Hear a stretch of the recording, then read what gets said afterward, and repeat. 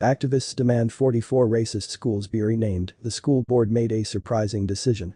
San Francisco made a contentious decision to scrub the names of 44 public schools following accusations that the titles are racist. Among those targeted are schools that include the names George Washington, Abraham Lincoln, Thomas Edison, Paul Revere, William McKinley, James Garfield, James Monroe, and author Robert Louis Stevenson. Even an elementary school honoring Democrat U.S. Senator Dianne Feinstein has been named as problematic due to allegations that she replaced a damaged Confederate flag outside City Hall in 1986, the New York Post reports. As critical race theory infiltrates and festers in the public school system, academic learning is swept by the wayside in favor of teaching equity, leaving students illiterate and unprepared for the world.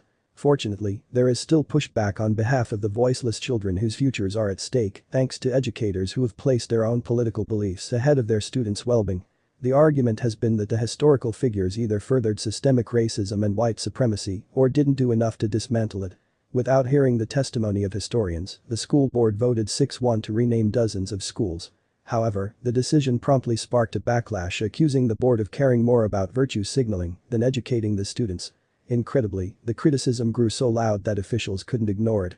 In a surprising move, the San Francisco School Board reversed its decision to rename 44 schools activists declared racist.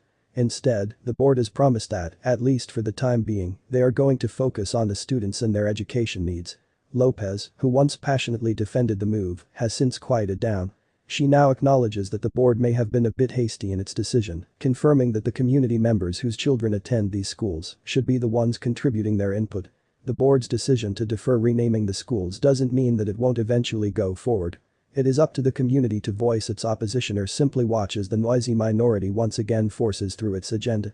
While each district has the right to rename its schools, it is the whitewashing and rewriting of history that endangers future generations the most. The move to cancel everyone and everything that has ever done something perceived as racist will only end in disaster.